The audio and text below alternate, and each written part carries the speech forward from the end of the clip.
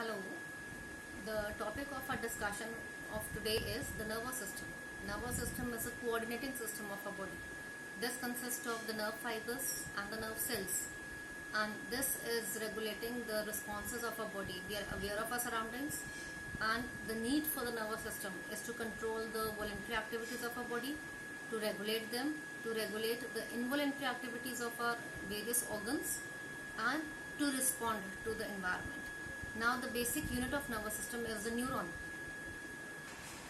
Now this is a diagram of a neuron, which is a basic unit of a nervous system. Now the structure of neuron is formed of two parts. This is the cyton, the cell body, and an elongated thread-like structure that is called as the axon. Now this cyton is also called as perikaryon. Now this perikaryon, the cell body, has the largest nucleus. This is surrounded by the cytoplasm, and they are having the cell organelles except the centrosome. Yes, and this is responsible because the centrosome is absent in the neurons. Yes, so the neurons are lacking the power of division. They do not divide. The number of neurons which are present at the birth remains at the time of death. So they just elongate. They just grow with the growth of our body. They do not reproduce. Clear? So the cytoplasm of the neurons, they are having neurofibrils, and these neurofibrils help in the conduction of nerve impulses, and they are having dark colored bodies called as Nissl granules. This Nissl granule is having RNA, which is responsible for the they are having the ribosomes, which are responsible for the protein synthesis. Clear? Now we come to this elongated thread-like structure that is called as the axon. Now this axon is the elongated single extension of a neuron, and this is carrying the nerve impulse away from the dendrons, and this is the cyton having the cytoplasmic extensions, the dendrons and dendrites, and the axon is having a myelin sheath. At certain places the myelin sheath is absent. That places is called as node of Ranvier, and the ends of the axon is the terminal endings from which the impulse will be transmitted to the next neuron. So this jumping of impulse from one neuron to the next neuron is called as a synapse, and the connection between them is the synaptic gap. Now we talk about the basic terms of the nervous system. Very first is the synapse. Synapse is a point of contact between the axons of one neuron and the dendrites of the next neuron. Yes. Then we come to the stimulus. Stimulus is that external agent. It can be external agent, it can be internal agent, by which is helping the change in the activity of an organism.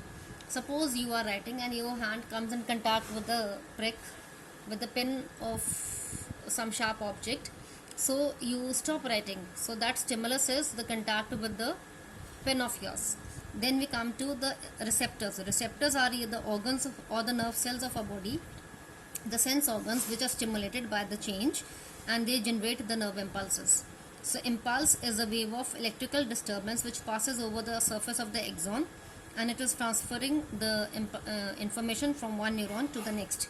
Then the effector. Effector are those muscles or glands which will receive the motor impulses from the brain and spinal cord, and they will show the response of our body, and the response is a change in the activity of an organism.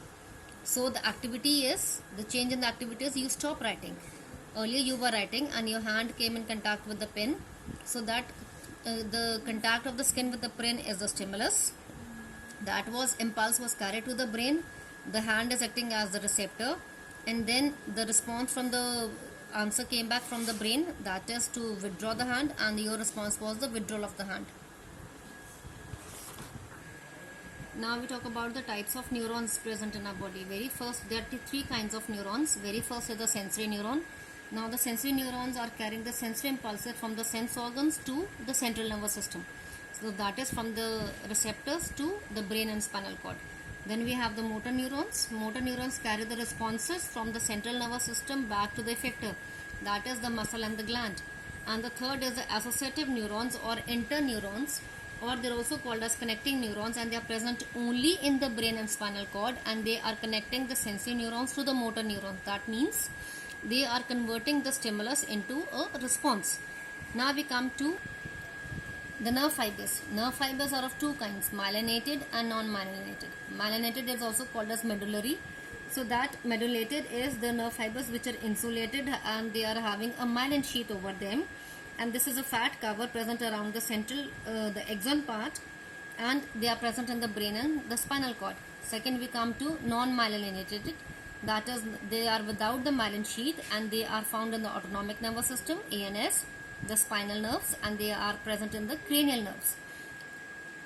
Next we come to the nerves, the kind of nerve they are present in our body. So the nerve is what? It is a bundle of nerve fibers, that is the axons, which are wrapped in the connective sheath, and this sheath is forming a kind of a cable which is carrying the impulses over the entire neurons, the nerve fibers.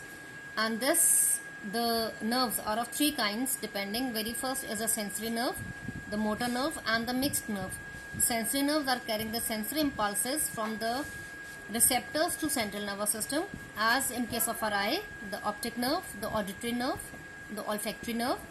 Motor nerves are carrying the motor neurons, that is carrying the responses back to the effectors, as we have the muscle and the gland. And the mixed nerves are those which are having both the sensory and the motor neurons in them, and the example is the spinal nerve present in our body. Thank you.